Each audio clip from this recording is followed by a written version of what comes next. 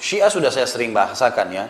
Syiah adalah pemahaman yang dibentuk oleh Abdullah bin Saba, orang Yahudi, gitu kan. Kalau saya melihat Syiah ini sekarang lebih cenderung seperti orang-orang munafik di zaman Nabi SAW. Mengaku Islam tapi bukan Muslim, gitu kan.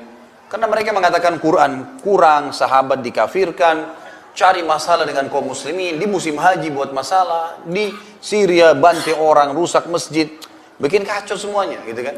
Dan saya sudah pernah bahasakan, tidak ada alasan orang-orang Syiah ini betul mereka dibentuk oleh orang kafir dan kelihatan kok orang-orang pakai akal sehat tuh. Tidak ada alasan orang Syiah menyerang ahli sunnah. Apa kira-kira alasannya?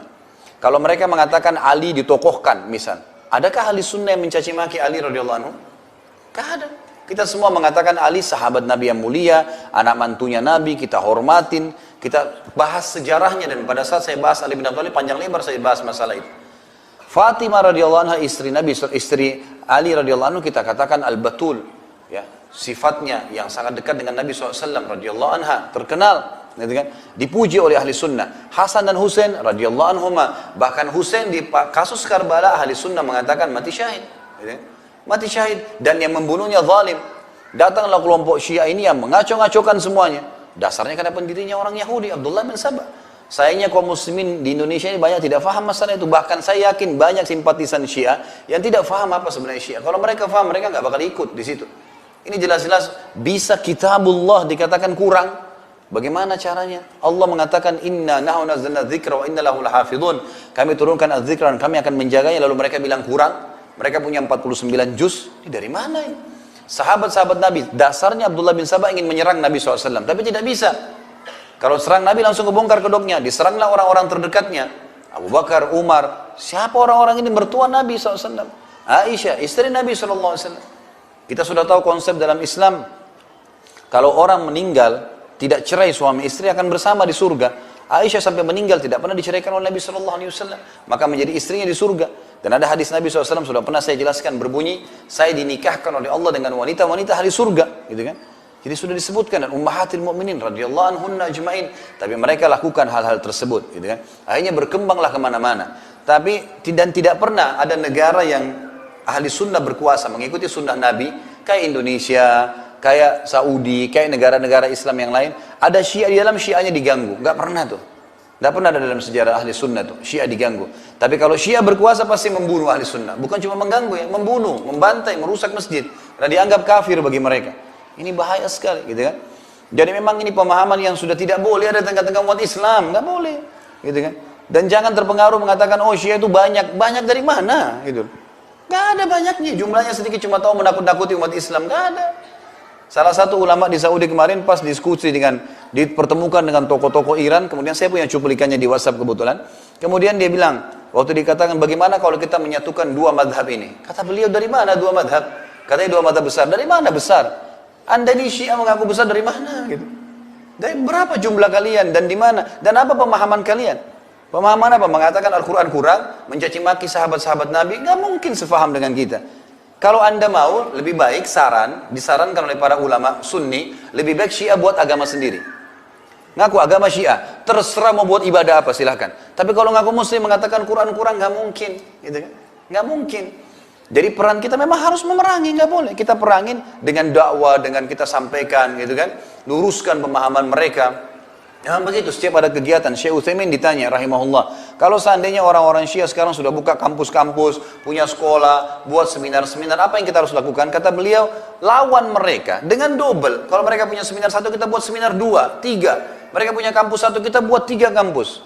Nanti insya Allah masyarakat akan bedain kok itu. Kalau di negara-negara yang memang tidak bisa langsung divonis. Sayangnya Indonesia nggak seperti Malaysia ya.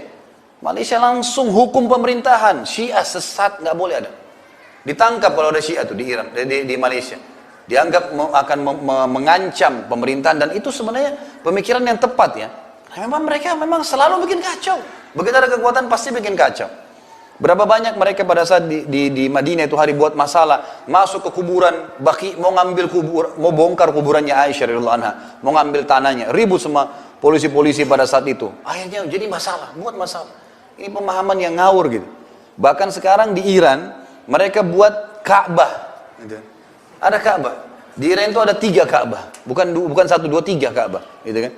Ada 2 di satu tempat, ada 2 tempat, ada 1 lagi. Saya sempat lihat cuplikan Ka'bahnya, itu sampai ada salah satu tokoh dari Saudi yang mengatakan, begini saja, daripada kalian buat masalah buat muslimin di musim haji, kan kalian sudah punya Ka'bah di Iran, udah silakan, ya tawaf aja di sana daripada buat umat Islam buat masalah, gitu kan? Jadi nggak usah buat masalah, lebih baik buat agama sendirilah. Seperti itu memang mereka buat. Yang di dalam agamanya semua ancaman-ancaman, bahkan yang aneh sekali, kalau antum lihat cuplikan fatwa-fatwanya mereka, fatwa yang aneh sekali. Saya tidak tahu sudah terima bahasa Indonesia itu, tapi dalam bahasa Arab ada. Kalau kita ketik di YouTube itu, fatwa-fatwa aneh para ulama Syiah.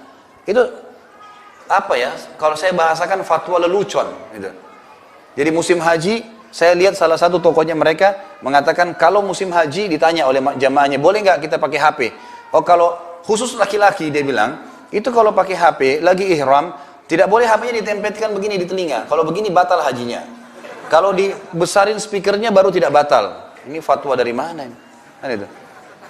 Kelinci dianggap tidak boleh. Ini itu aneh-aneh. Tapi dalam bahasa Arab memang ya. Saya tidak tahu. Mudah-mudahan satu waktu ada teman-teman yang terjemahkan bahasa Indonesia dan didatangkan cuplikannya. Biar orang-orang Syiah di Indonesia pun faham. Mereka nggak faham tuh. Fatwa-fatwa di sana tuh aneh-aneh gitu. Ya, aneh-aneh. Bagaimana dengan tokoh-tokoh yang mereka tokohkan? Dari mana asalnya? Apa sejarah hidupnya, semua kalau ditahu itu mereka tidak bakal ikut, teman-teman sekalian. Semoga Allah berikan hidayah. Apalagi di Indonesia ini memang kita sangat subur ya, karena orangnya umumnya apa yang disampaikan bisa diterima, kan gitu. Sampai di Saudi itu dibahasakan orang Indonesia ini orang yang paling lunak, sering apa yang dibahasakan ya sudah diterima saja, gitu kan.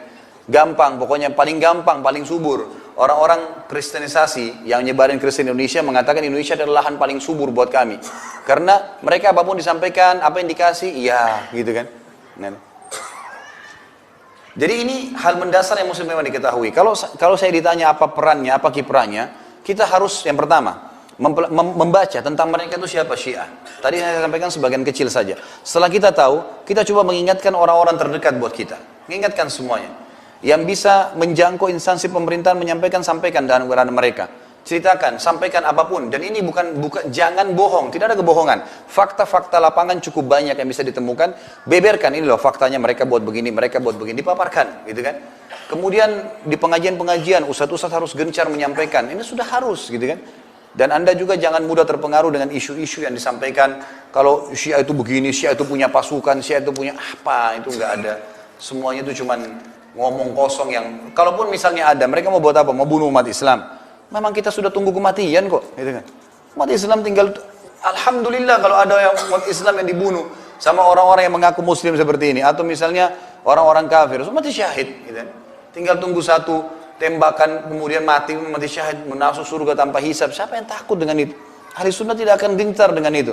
Tapi kita tidak pernah buat masalah pada siapapun. Dan ulama mengatakan berperilaku dengan orang-orang Syiah ini sama persis perilaku Nabi SAW dengan orang munafikin di Madinah. Waktu Umar bin Khattab ingin menebas lehernya Abdullah bin Abi Salul karena dia pimpinan munafikin, kata Umar, ya Rasulullah izinkan saya tebas lehernya. Kata Nabi SAW, jangan. Karena jangan sampai nanti orang berbicara Muhammad membunuh sahabatnya. Artinya apa? Selama mereka mengaku muslim, kita tidak akan ganggu, kita dakwain, luruskan. Tapi kalau mereka buat kekacauan, ya perlu pelajaran, gitu kan? Perlu pelajaran, gitu.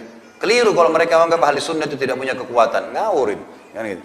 Umat Islam itu, umat muslimin ahli sunnah tahu keyakinannya dengan Allah Subhanahu Wa Taala, dan berapa banyak di kancah jihad terjadi, mereka baru masuk, mereka baru belajar, mereka sudah banyak mendapatkan kemenangan-kemenangan. Itulah yang Allah perlihatkan. Jadi saya sarankan seperti itu.